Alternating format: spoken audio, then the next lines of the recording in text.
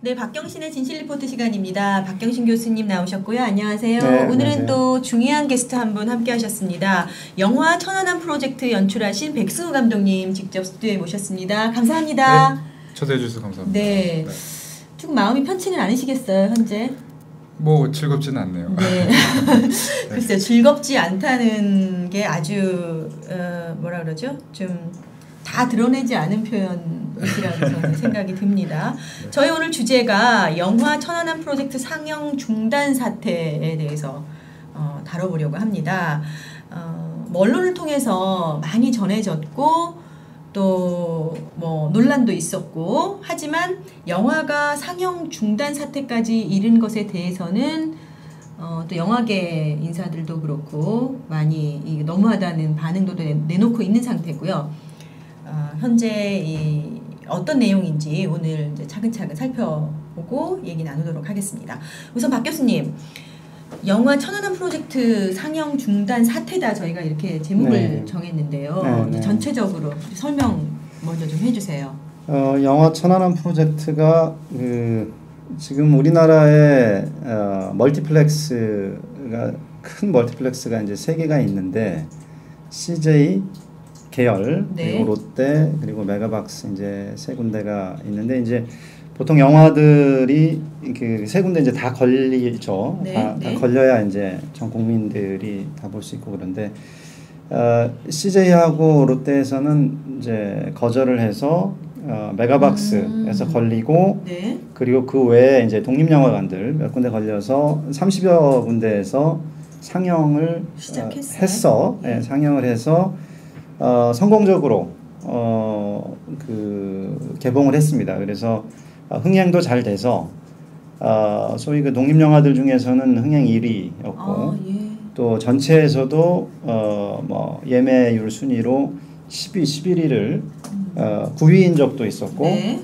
상영이 잘 되고 있다가 개봉 이틀 만에 그 메가박스 멀티플렉스니까 30여 개 관 중에서 20개 관이 메가박스였거든요. 네. 메가박스에서 상영 중단을 하게 됩니다. 그게 이제 그 엊그제 일이 지난 6일이 됩니다. 네. 그래서 이게 개봉된 영화가 보통 이제 영화가 만들어지고 개봉을 하기 위해서는 이제 그 마케팅도 해야 되고 광고도 해야 되고 또 일반 영화 같은 경우는 이제 프린트라고 해서 실제로 그 영화 극장에서 돌릴 네. 그 필름도 찍어내야 되고 이제 그런 비용을 마련 못해서 개봉을 못하는 경우들이 있는데 네. 이렇게 다 만들어진 영화를 개봉 중에 상영을 이틀 만에 중단한 것은 그러니까 별다른 이유 없이 그리고 흥행이 이렇게 잘 되고 있는데 중단한 것은 한국 영화 사상 처음 있는 일이거든요. 물론 한국 영화가 아니라 일제시대 때는 또 이런 일이 있었죠. 네. 일제시대 때 이제 일본 순사들이 극장제를 맨 앞줄에 앉아 있다가 이건 저 일본을 욕보이는 영화다 그러면 이제 곧바로 상영 중단하고 뭐 이런 일들이 있었지만 적어도 한국 영화 사상은 처음 있는 그 사태가 이제 발생을 한 겁니다. 이제 메가박스는 그 상영을 중단한 이유를 처음에는 뭐 상영을 중단하라는 보수단체가 뭐 협박 등을 해서 일반 관객들에게 안전상의 위협을 준다라고 이제 처음엔 얘기는 했는데 나중에는 이제 그럼 그 보수단체가 어디냐 밝히라고 하니까 보수단체라고 얘기한 적은 없고 그냥 일부 단체다. 라고 얘기를 하면서 정확히 어떤 협박을 받았는지는 이제 밝히질 않고 있어요. 근데 이제 그런 협박을 받았다 손 치더라도 이게 문제가 되는 게 사실 어떤 영화가 특히 현실에 바탕을 둔 영화가 뜨게 되면 영화를 만들 정도로 그 현실이 절절하면은 누군가 거기에 분노하거나 또는 그런 분노의 대상이 되는 사람들이 있어서 그 영화가 만들어지는 거거든요. 그러면 그런 영화가 만들어지면 이런 뭐 협박을 한다라거나 이런 것들은 항상 있는 일입니다. 그 영화 내려라 뭐 이런 것들은 항상 있는 일인데 그런 이유로 지금 그 상영 중단했다는 게 말이 안 되고 그리고 문제는 지금 그 이후에 이제 22개 닫았지만 전국에 또 한 10개관 정도가 남았으니까 10개관이 아니라 한 5개관 정도 남은 것 같은데요. 계속 상영 중인데 지금 어디에서도 뭐 그 극장에서 무슨 일이 발생했다는 일은 없거든요. 네. 네, 그래서 실제로 이게 그 어떤 협박을 받아서 그런 건지도 알 수 없고, 그리고 실제 협박을 받았다 손 치더라도 과연 극장에서 그런 전화 한 통화 받았다고 해가지고 그걸 경찰에 신고하지 않고 자기들 지금 계속 돈을 벌고 있는데, 지금 22개 관에서 지금 점유율이 상당히, 그러니까 좌석 점유율이 상당히 높은 영화였거든요. 그런 상황에서 이 그 상영을 중단했다는 게 도무지 이해할 수 없는 이제 그런 상황인 거고. 네. 그래서 그게 이제 영화계가 느끼는 어떤 그 위기 의식인 것 같아요. 그러니까 이게 이러이러한 이유로 중단이 됐다. 뭐 예를 들어서 뭐 이거 독립영화 다양성 영화라서 걸어봤는데 손님이 별로 없어서 우리는 더 이상 못하겠다. 이해타산이 안 맞으니까. 네, 뭐 그러면 이러이러해서 지금 그렇게 하면 안 된다. 네. 뭐 이렇게 호소라도 할 수 있고. 네. 그래서 뭐 상영관 독점이 문제다. 뭐 이런 얘기도 할 수 있고.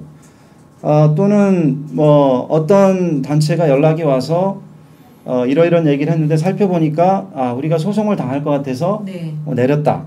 그러면 이제 그럼 실제로 그런 소송 당할 만한 내용이 있는지 우리가 살펴볼 수도 있고. 네. 그런데 이거는 지금 보이지 않는 적하고 싸우게 되는 거거든요. 지금 영화계가.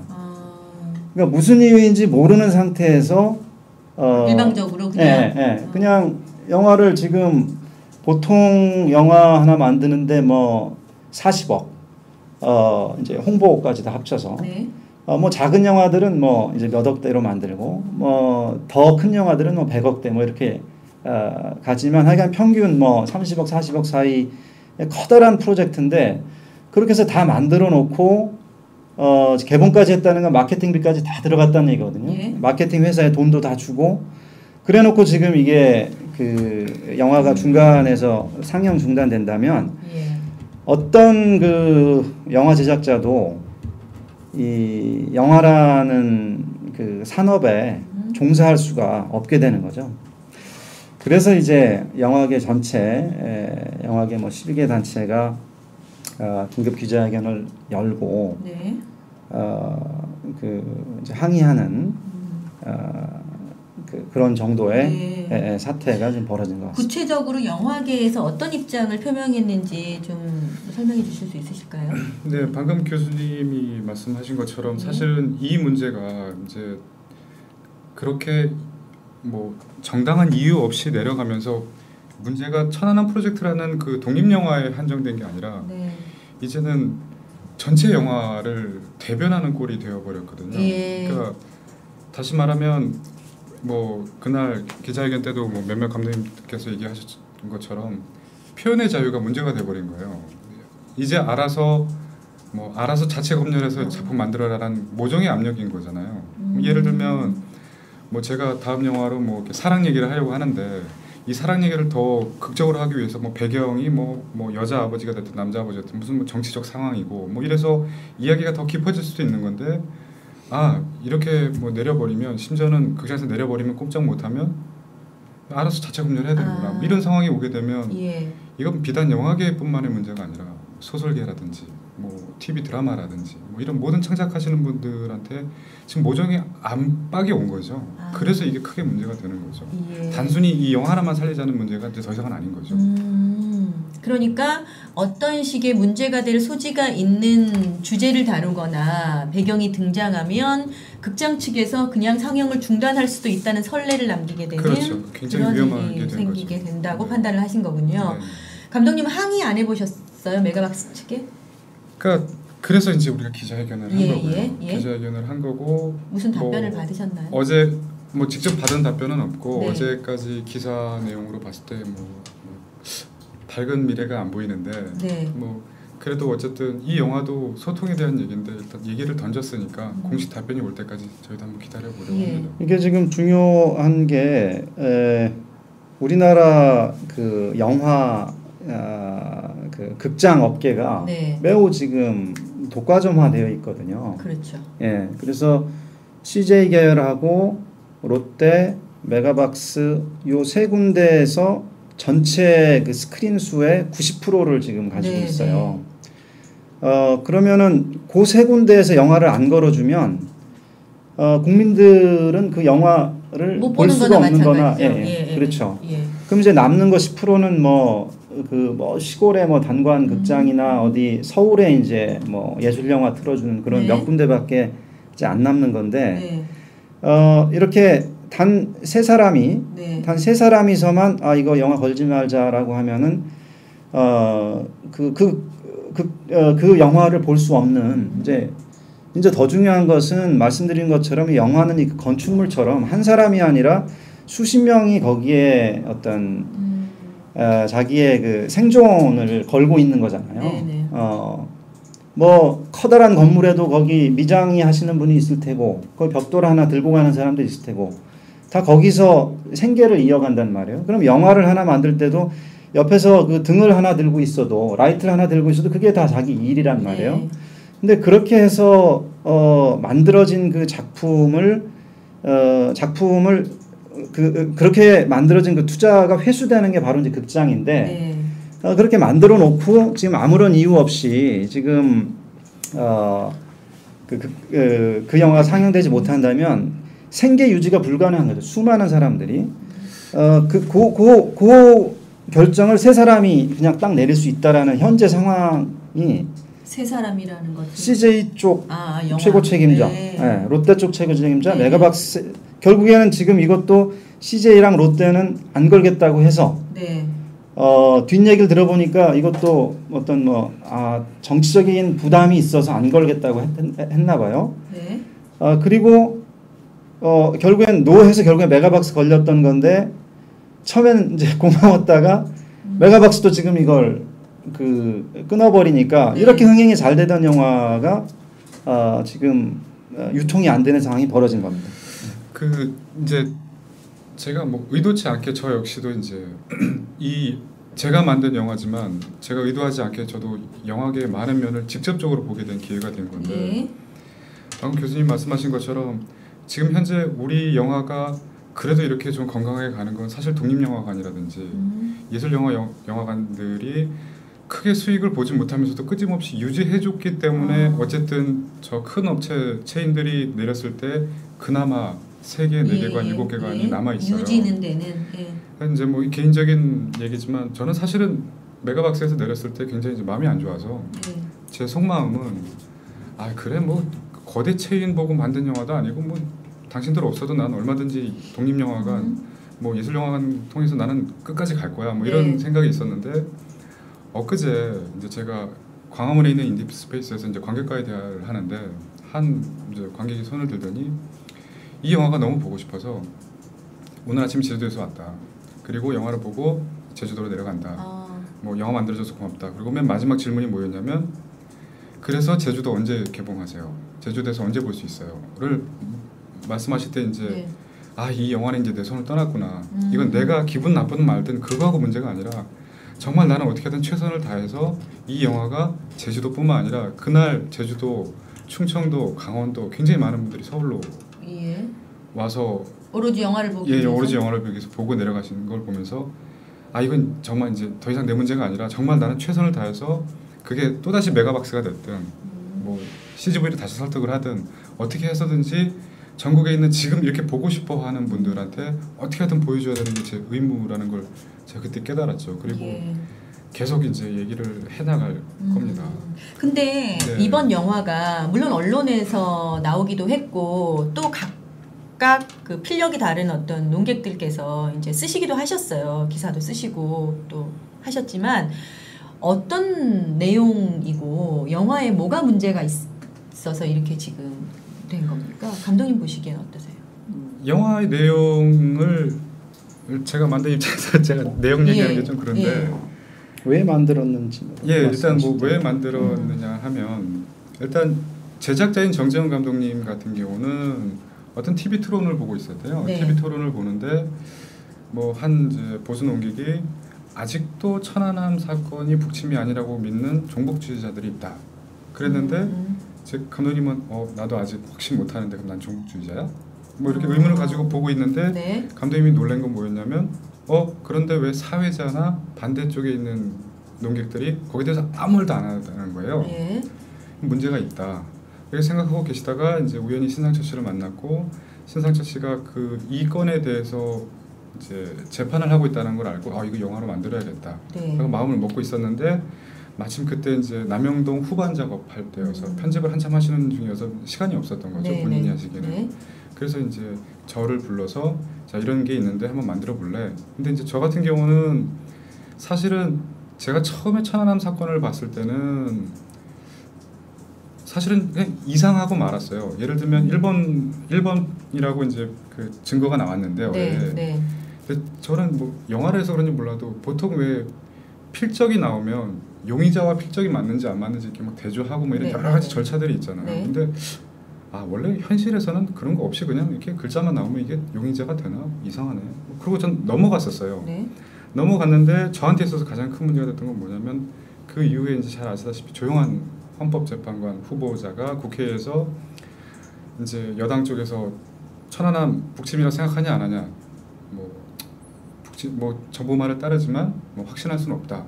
그랬더니 그거 확신하지 못했다는 말 하나를 가지고 맹공을 당하고 결국은 사퇴가 됐거든요. 근데 그때 제가 너무너무 놀랐던 건 천안함이라는 사건이 한 사람의 가치를 판단할 수 있는 리트머스 종이 역할을 한다고? 정말? 왜? 이게 성경보다도 더 대단한 거, 불경보다도 대단한 거야? 이거 문제가 있다. 그래서 그렇게 생각하고 있는 찰나에 정재영 감독님한테 얘기 듣고 전 이거 할 필요가 있다고 생각을 해요. 그래서 의기투합해서 둘이 이제 여기까지 오게 된 거죠. 예, 그러니까 뭐가 문제라는 겁니까? 그 문제가 네. 그거죠. 예를 들면 정부에서 발표를 했어요. 그리고 실제로 북한의 폭침일 수도 있죠. 네. 근데 그게 문제가 아니라 폭침일 수도 있지만 그거를 합리적으로 그러니까 뭐 이렇게 비아냥거리는 게 아니라 합리적으로 반박한 사람들이 있어요. 예. 이 사람들 얘기가 충분히 전달되어지지가 않는 거죠. 그리고 전부 다 그 사람들을 종북이라는 프레이밍화 시켜서 바깥으로 떨어내 보이는 그 모습을 전 영화에 충분히 담고자 했던 거죠. 네. 그래서 이제 군에서 이제 저한테 그 법원에 갈 때도 문제가 뭐였냐면 왜 폭침이 아니라고 그러냐. 이 영화는 그런 내용이 아니거든요. 폭침일 수도 있고 아닐 수도 있는데 이제 제 입장은 아닌 사람들 얘기도 좀 들어보자. 이런 거였는데 왜 아니라고 그러냐. 그리고 이제 그래서 법원에 갔던 거고 예. 이제 법원에서는 그런 내용이 아닌 것 같다. 그래서 다 기각을 시키고 이제 영화관에 올라올 수 있었던 거죠. 예. 그러니까 법원 판결이 사실 의미가 없어져 버린 거예요. 그렇죠. 이 상영 중단이 되면서 그렇죠. 네. 네. 상영 중단 가처분 신청을 해서 법원이 그건 이런 명예훼손 소지 없는 것 같다라고 했는데 그 부분이 중요하네요. 그렇죠. 예. 법원 판결이 아무런 의미가 없어진 정말 초법적인 법원 판결 무시한 그런 이제 판단이 내려져 버린 거고. 법원에서는 이 영화가 뭐 어느 한쪽으로 그렇죠. 몰고 가려고 만든 영화가 아니다라고 판단을 한 거군요. 그렇죠. 그러니까 이게 합조단의 주장을 쭉 얘기를 하고 거기에 대한 의심도 얘기하고 거기에 대한 반박도 얘기하고 거기에 대한 재반박도 얘기하고 제재반박도 얘기하고 그래서 이런 토론이 있었다라는 거를 보여주려고 만든 건데 그거를 이제 그걸 법원이 잘 판단을 했는데 그거를 지금 이렇게 아주 법을 우회한 이런 방식으로 상영을 중단시킨 것은 정말 그 많은 사람들이 얘기한 것처럼 권위주의 시대로 회귀한 듯한 그런 느낌을 갖게 되고요. 그리고 그 정지영 지금 제작자가 정지영 씨인데 정지영 씨 마음을 제가 압니다. 그러니까 뭐냐면 신상철 씨를 만났는데 신상철 씨가 형사 재판을 받고 있는 거예요 이미. 해군에서 그쵸. 신상철 씨가 이거 이래서 이게 북한 폭침이 아닌 것 같다라는 그 근거들을 이제 얘기하니까 해군에서 고소를 했어요. 그래서 허위에 의한 뭐 명예훼손으로 이제 재판을 받고 계신 거예요. 그거 봤을 때 얼마나 안쓰러웠겠어요. 그러니까 합조단의 합동 조사단에 들어갔으면 조사라는 게 뭐예요? 이미 확정된 일을 조사할 필요는 없잖아요. 확정되지 않은 일을 조사를 하는 거고 그 조사단을 꾸린 이유는 뭐겠어요? 한 사람이 아니라 여러 각도를 가진 사람들이 자기의 의견을 개진할 수 있도록 해서 조사단을 꾸린 거고 그럼 조사단을 마친 다음에 어떤 사람은 뭐 거기서 거수로 표결을 했을 수도 있고 뭐 어떤 다른 방식으로 보고서를 작성할 수도 있지만 당연히 다른 의견을 가진 사람이 있을 수가 있겠죠. 그게 조사단이죠. 신상철 씨는 정말 그냥 편안히 잘 살다가 조사단 한번 들어갔다가 완전히 지금 인생 망친 거예요. 와서 조사를 해보라고 해서 조사를 해보고 충실히 조사를 해서 아, 자기 생각엔 이렇다. 아, 이런 건 왜 조사를 안 하냐. 이런 얘기를 했다고 해가지고 지금 해군에서 지금 형사 재판을 이제 걸고 있는 상태에 저는 저라도 그 신상철 씨를 그냥 두고 갈 수는 없었을 것 같아요. 그래서 뭐 제가 좀 넘겨주는 건지 모르겠지만 신상철 씨 신상철 씨가 지금 자기가 형사재판 당하니까 이제 더 얘기하고 다니기 어려웠을 거란 말이에요. 신상철 씨 얘기를 잘 정리해서 더 많은 사람들이 좀 볼 수 있도록 해주자. 신상철 씨가 얘기하는 것이 정말 잘못된 것인지 이제 형사재판으로 딱 막히니까 더 이상 그걸 판단할 수도 없잖아요, 사람들이. 그러니까 사람들이 좀 그 어떤 얘기를 하는지 좀 들어볼 수 있게 해주자라고 영화를 만들었는데 그래서 이제 저는 이게 애초에 이게 표현의 자유에 대한 영화라고 저는 생각을 한 거죠. 신상철 씨 형사재판 때문에 지금 좀 촉발됐다고 봤던 거고, 그러니까 신상철 씨 형사재판 안 걸렸으면 저는 이 영화가 안 만들어졌을 수도 있다라고 저는 생각을 해요. 어차피 사람들이 자유롭게 거기다 얘기를 할 수 있었다면. 그리고 사실은 이제 많은 분들이 저한테 이제 아쉽다고 그러면서 이제 말씀하시는 것 중에 하나가 뭐냐면 왜 더 안 갔냐. 그러니까 지금 영화는 신상철 씨하고 이종희 씨 얘기를 주로 다루고 있는데 예를 들면 재미학자분들이 있잖아요. 재미학자분들 얘기를 왜 안 다뤘냐. 좀 더 다양하게 다뤘으면 더 얘기를 우리가 천안함 사건에 대해서 더 다가갈 수 있었을 텐데. 근데 제 판단은 일단은 시간 안에 제 주제를 얘기해야 되고 주제는 폭침이냐 아니냐가 아니라 방금 교수님이 얘기하신 그게 제 주제거든요. 왜 얘기를 못하게 해? 얘기할 수도 있잖아. 이게 민주주의 사회라는 거잖아요. 그거를 최대한 보이는 게 제 목표였고 신상철 씨와 이종희 씨가 국내에서 가장 활발하게 얘기했던 사람들이고 특히 신상철 씨는 끊임없이 얘기를 해온 사람인데 이상한 사람 취급하고 그럼 감독님은 폭침이라고 얘기하는 사람과 그게 아니고 다른 이유가 있어서 조사를 더 해봐야 한다는 사람 쪽의 이야기를 똑같이 다루셨습니까? 좀 더 냉정하게 얘기하면 똑같이 다룬 게 아니고 조사단 얘기는 이미 알려져 있으니까 아닌 쪽을 더 그러니까 누구나 그 정부 발표는 누구라도 인터넷 들어가면 정말로 쉽게 접할 수 있는 굉장히 우리나라의 모든 언론은 이분들의 얘기를 다 다뤄줬어요.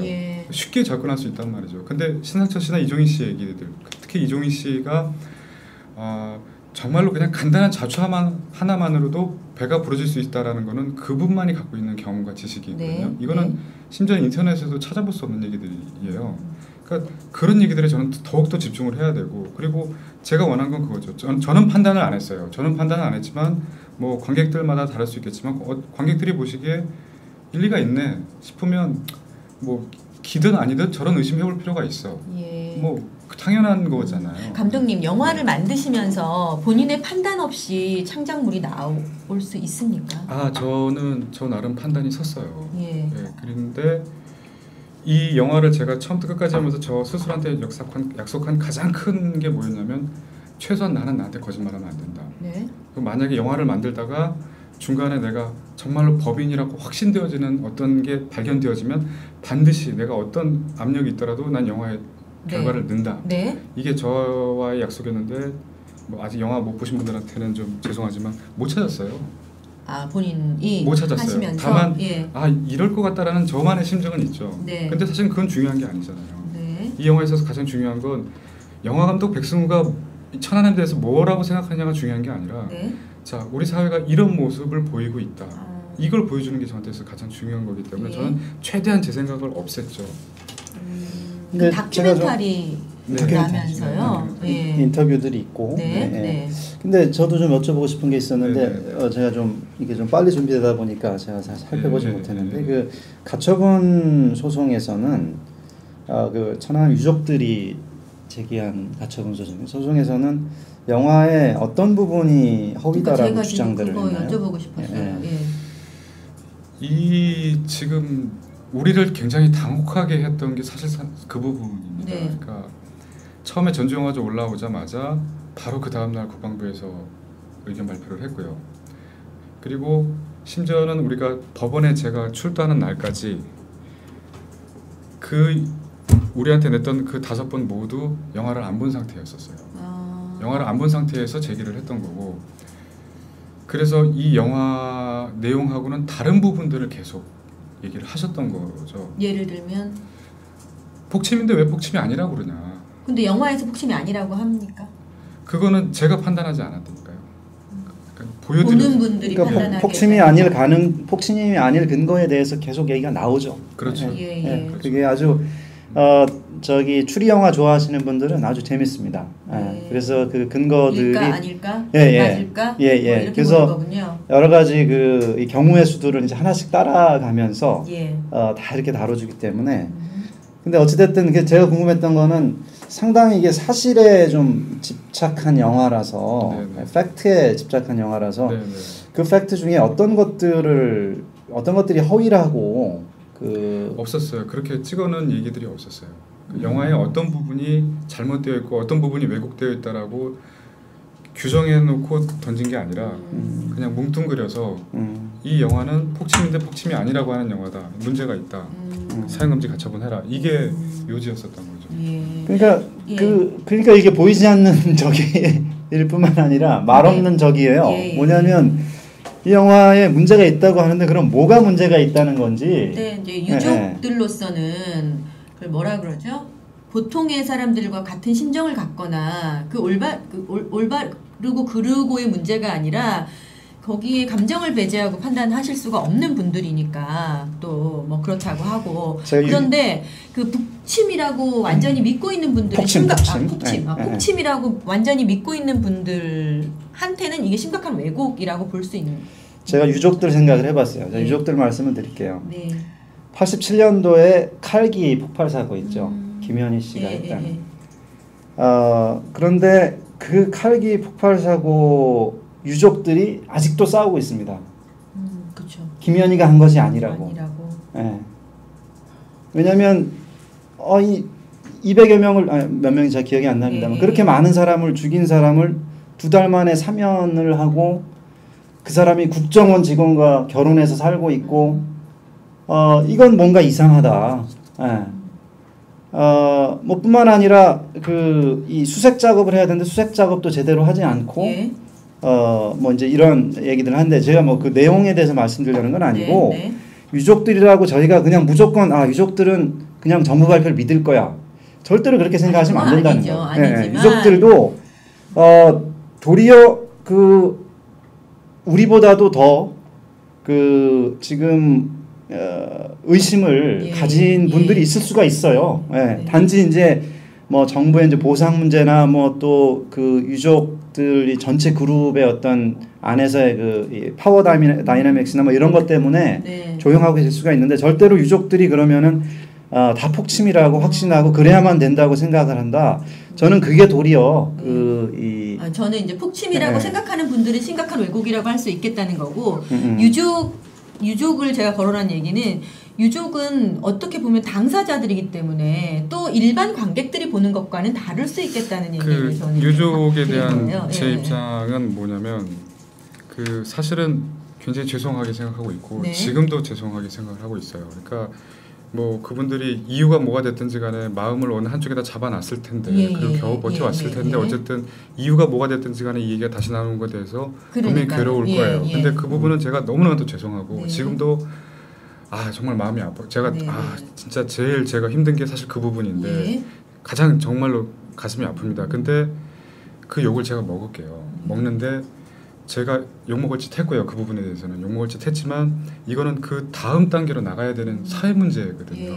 그러니까 그분들한테 제가 정말 잘못한 사람인데 그러니까 유족분들이 어떤 분들은 다른 분야를 좀 더 캐내줬으면 하고 하실 분도 분명히 계실 테고, 또는 아예 다뤄지는 것 자체가 나는 너무너무 가슴이 아프다 하는 분들도 있을 수 있고, 그러니까 그분들은 그런 아주 당사자이기 때문에 또 그분들이 어떤 마음을 가지고 계신지는 다른 문제지만 관객들로서 본인이 어떤 그렇죠. 네. 생각을 이거 폭침인데 저 영화 왜 저러지? 라고 할 수도 있는 거 아닐까 하는 걸 제가 생각해본 거거든요. 제가 늘 예를 드는 것 중에 하나가 종교 얘기거든요. 사실 그건 믿음에 대한 부분인데 우리가 왜 수많은 성경이 있다라는 거하고 수많은 불경들이 존재하는 이유가 소위 하나의 원음을 여러 가지로 해석을 했기 때문에 여러 가지 판본들이 생긴 거잖아요.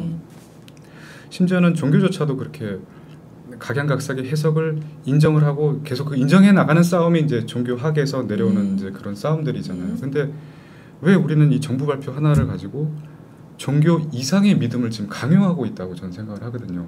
그러니까 폭침이라고 생각하셔도 저는 문제 없다고 생각을 해요. 다만 문제가 되는 건 뭐냐면 폭침이다라고 생각한 게 문제가 아니라 나는 폭침이야. 너 폭침 아니라고 생각해? 너 그럼 종북이야. 이런 태도들이 저는 문제가 된다는 거죠. 그러니까 예를 들면 우리 셋 중에서 폭침이다, 모르겠다, 폭침 아니다라고 생각해도 저는 이 자체는 아무런 문제가 없다고 생각합니다.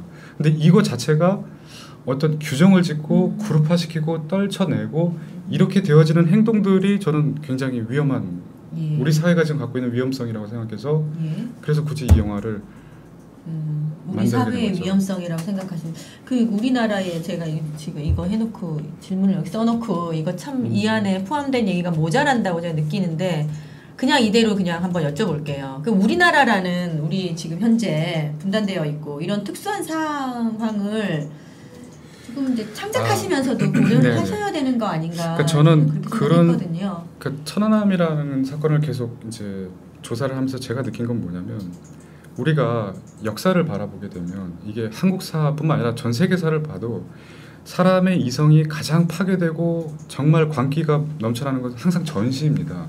어떤 시기에 전쟁이든 그게 뭐 정당한 전쟁이든 정당하지 못한 전쟁 어쨌든 전쟁이 이루어지게 되면 이성이 파괴되고 그래서 우리가 이제 종교랄지 철학자들이 지금까지도 이제 끊임없이 인간이 뭐냐고 묻는 거잖아요. 근데 지금 우리 상황은 전시가 아니에요. 굉장히 지금 사회 분위기가 이렇게 급박해지고 이렇게 굉장히 좀 문제를 하고는 있지만 엄밀하게 얘기하면 전시 아니거든요. 그러면 전시도 아닌데 왜 이성을 자꾸 포기하게끔 강요하냐는 거죠. 이 얘기는 특수한 상황은 고려해야죠. 고려하는 것조차도 이성이거든요. 그리고 나랑 다른 의견을 가지고 있다고 해서 무시하는 것 이성을 버리는 거거든요. 이거를 정확하게 구분할 수 있어야 된다고 저는 생각을 합니다. 군에서는 전시라고 생각하겠죠. 근데 전시라고 생각한다면 더욱더 이걸 자세히 밝혀야 돼요. 왜냐하면 지금 가장 큰 가능성은 좌초의 가능성이 지금 크거든요. 그러니까 영화 내용을 결국에 이제 다 정리를 해보면 폭발의 증거가 있는 게 딱 그거밖에 없어요. 그 어뢰 건져 올린 거. 근데 그 어뢰라는 증거가 너무 허술한 게 설계도 하고 똑같다. 그러니까 북한 뭐 몇 호 어뢰랑 설계도 하고 비교했던 어뢰하고 나중에 실제로 실물을 이거였다라고 보여준 거하고 두 개가 달라요. 근데 왜 다른지에 대한 설명이 없습니다. 그리고 이 어뢰다라고 갖다 놓은 어뢰가 정말 2달 만에 그렇게 녹슬었다고 할 수 없을 정도로 엄청나게 녹슬어서 나와 있고 뿐만 아니라 거기에 조개까지 살고 있었어요. 거기에 그 구멍 안에 그 조개가 문제가 되니까 나중에 국방부에서 아무런 설명 없이 그냥 떼갑니다. 그건 아직도 설명이 없죠. 지금 영화 제작 후에도 영화에 그런 내용이 다 나오나요? 그렇죠. 그러니까 그 두 개 다른 이제 처음에 보고서에서 이제 이 어뢰가 그 어뢰다 그러고 발표를 하는데 사실은 두 어뢰가 달라요. 그리고 신상철 씨를 비롯한 몇 분이 그 문제 제기를 해요. 그리고 국방부에서 백서에서 나중에 그 얘기를 설명을 해요. 뭐라고 설명하냐면 카메라 위치 때문에 달라 보이는 거다. 근데 제가 카메라 전문가잖아요. 위치 때문에 그렇게 나올 수는 없어요. 직접 사진을 보시면은 다를 수가 그러니까 앵글 때문에 다를 수가 없다는 거를 누구나 보실 수가 있을 거예요. 그러니까 이제 그런 부분들이 제가 이제 영화에서 보여주고자 했던 거죠. 교수님 얘기하신 것처럼 정말 합리적인 생각들인 거잖아요. 그래서 한 가지 더 말씀드리면 이게 전시이기 때문에 이 얘기를 해야 된다는 거예요. 게다가 아까도 그 열감지 영상이 폭발하면 네. 폭발하고 그게 한참 떠내려가서 나중에 이렇게 뭐 쪼개진 게 아닌 이상 그 폭발을 그 지금 뭐 합조단 보고서는 폭발하고 거기서 쪼개졌다는 거기 때문에 그럼 그 주변에 수온이 올라가서 열감지 영상으로 보면 거기가 까맣게 나와야 되는데 그게 전혀 없어요. 그리고 폭발이라면 폭발 후에 남게 되는 그 이제 흡착물 같은 것들이 있어야 되는데 그것도 없어요. 예. 그러니까 뭐 제가 정확히 화학약품 그 기억은 안 나지만 어찌됐든 이 폭발의 증거는 지금 그렇게 허술하거나 없는 상태란 말이죠. 없는 상태에서 지금 가장 그 가능성이 있는 건 이제 좌초의 가능성인데 프로펠러가 이렇게 쪼그라들었다거나 이런 것들은 뭐 폭발해서 있을 수가 있는 게 아니거든요. 이거는 이제 이게 막 돌다가 어딘가 부딪혀서 이게 부딪히면서 이제 휘인 걸로 보여지는 것인데 프로펠러가 휘었다거나 이거는 이제 그때 훈련 중에 지금 좌초를 했다는 건데 이 엄청난 군의 재산을 그냥 좌초로 그냥 잃어버린 일이라면 이건 엄청난 그 군 기강의 문제고 군 기술의 문제고 그리고 이제 또 나타나지만 저도 그때 신문 보고 되게 놀랐었는데 아침에 신문을 딱 보니까 함수가 이제 발견됐다라고 신문이 사진에 딱 떴더라고요. 사진에 보니까 그 해경이 있고 해경 바로 옆에 함수가 이렇게 떠 있는 게 보여요. 근데 그 다음에 기사를 읽으니까 이제 함수를 찾으러 뭘 해야 된대요. 가만 있어봐. 떠 있고 거기 배가 해경이 거기 와 있는데 그걸 또 왜 잊어먹었지? 그러니까 그 영화에서도 거기 나오는 게 틀림없이 지금 시야로 볼 수 그러니까 섬에서 섬 언덕 위에서 이렇게 내려다보면 보일 정도의 거리에 그 함수가 한참 동안 떠 있었는데 거기에 대해서 군에서 아무런 조치를 안 했다는 거거든요. 그래서 그게 물속에 들어가고 나중에 또 찾은 거예요. 맞죠? 네. 나중에 또 다시 탐색을 해야 되고 탐색을 하는데 뭐 물길이 새서 어쩌고 저쩌고 이제 이런 얘기가 나오는데 지금 눈으로 보일 때는 아무것도 안 하고 있다가 이런 것도 이 군의 작전 체계가 도대체 어떻게 된 것이기에 이런 그 상식을 뒤집는 이런 판단들이 나오는 것인지 만약에 전시에 이런 식으로 실제로 그 아직 설명이 안 되고 있으니까 왜 그렇게 했는지 뭐 특별한 이유가 있으면 모르겠지만 전시에 이렇게 한다면은 정말 국민들이 안심할 수 없는 상황이다. 예. 전시이기 때문에 더욱더 우리가 좀 이 영화를 볼 필요가 있다고 봅니다. 예. 예.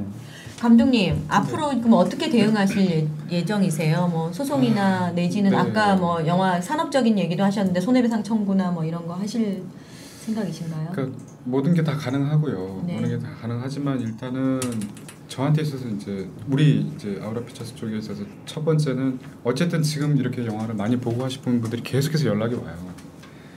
정 안 되면 단체 상영이라도 좀 해달라. 우리 뭐 구민회가 나서라도 좀 해달라. 뭐 이런 굉장히 많은 게 오고 있는 걸로 알고 있는데 일단 이분들한테 보여줘야 되는 게 이제 저희한테 있어서는 당연한 의무잖아요. 그건 그거대로 계속 우리가 고민해서 방법을 찾아 나가고 있고 그다음에 이제 메가박스 문제는 메가박스 문제대로 따로 왜냐하면 이건 정말로 제가 영화인이라서가 아니라 정말 우리 사회에서 표현의 자유에 대한 큰 문제이기 때문에 메가박스 문제는 메가박스 문제 따로 어쨌든 우리가 만족할 만한 해명을 들을 때까지 계속 끝까지 갈 겁니다. 네. 이게 저는 이제 소비자 입장에서 대응을 좀 하고 싶은데요. 네. 볼 권리? 그렇죠. 지금 극장이라고 해서 뭐 정부 지원도 조금 있고 또 그 어찌됐든 뭐 연예인들도 항상 나와서 팬들의 사랑에 감사한다. 극장을 사람들이 찾는 이유는 이 영화가 있어서 찾는 거거든요.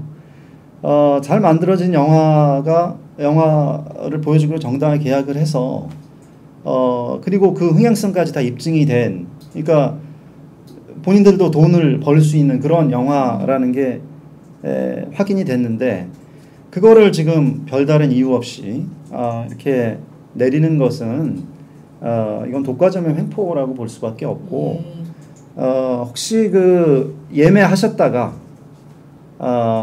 취소가 돼서 그 영화를 못 보게 된 분들은 저한테 연락을 좀 주시기 바랍니다. 이거는 저희가 간단히 소비자로서 영화 소비자로서 그냥 물러설 일이 아니라고 생각을 합니다. 네. 소송이 가능한가요? 그 예매권에 영화가 그게 계약이죠. 지금 계약을 위반한 거죠. 물론 이제 영화가 그 상영 시간을 정해놓고 취소되는 불가피한 사정으로 취소되는 경우들이 있죠. 뭐 극장에 불이 났다라거나 뭐 무슨 보여줄 프린트가 도착을 안 했다라거나. 근데 지금 그런 상황에서 그 영화 상영을 취소할 수 있는 거지. 그렇게 아무런 이유 없이 취소할 수는 없는 거죠. 그리고 이거는 뭐 영화를 걸었는데 뭐 장사가 잘 안 돼서 뭐 다음 주는 상영 안 하겠다. 조기 종영한 것도 아니거든요. 이건 종영이 아니라 보여주기로 상영 계획까지 다 짜놓고 그거를 지금 취소한 거기 때문에 지금 소비자들과의 약속을 지금 극장이 너무나 쉽게, 그러니까 극장을 사랑하는 이유를 지금 오해하고 있는 것 같아요. 지금 극장. 거기에 첨부해서 저도 한마디 더 말씀드리고 싶은데, 지금 이제 많은 분들이 이 영화를 보고 싶어 하시고 심지어는 인터넷으로 어느 극장에서 상영하는지를 계속 찾아보고 계세요. 근데 독립영화관, 그 다음에 예술영화관 위주로 가고 있는데, 기왕에 가셨으면 잘 기억하고 계시다가 이 영화 아니더라도 거기는 늘 좋은 영화들이 많이 올라오는 곳이거든요. 그리고 실제로 지금 현재 이 사건을 통해서도 지금 드러나듯이 그 영화관들 때문에 한국 영화가 건강할 수 있었던 거라고 저는 다시 한번 느끼게 된 계기인데, 뭐 여러분들도 잘 기억하고 계셨다가 꼭 이거 아니더라도 그 다음에 나오는 계속 좋은 영화들을 가서 이제 계속 봐주셔야지 우리 영화들이 이제 뭐 이렇게 블록버스터만 만드는 게 아니라 뭐 여러 정말 다양한 영화들이 만들어질 수 있는 가장 큰 힘이 되는 곳 중에 하나니까 잘 기억하셨다가 꼭 그쪽 가서 영화를 계속 좀 봐주셨으면 좋겠습니다. 이 창작과 특히 영화는 상영이 어떻게 되느냐 안 되느냐가 굉장히 큰 결과를 낳게 하는데, 그 부분에 있어서도 사실 뭐 감독님도 상처 받으셨겠고 관객들도 상처를 받았겠고요. 그러니까 지금 이제 마지막에 박경신 교수님 설명해 주신 부분은 또 다른 시각으로 관객들 입장에 있어서의 다른 시각으로 또 한번 살펴볼 필요는 있겠다, 이런 생각이 듭니다. 네, 오늘 박경신 교수님 그리고 천안함 프로젝트의 백승우 감독님 모시고 영화 천안함 프로젝트 상영 중단 사태에 대해서 말씀 나눴습니다. 오늘 여기까지 하겠습니다. 시청해 주신 여러분들 고맙습니다. 감사합니다. 감사합니다.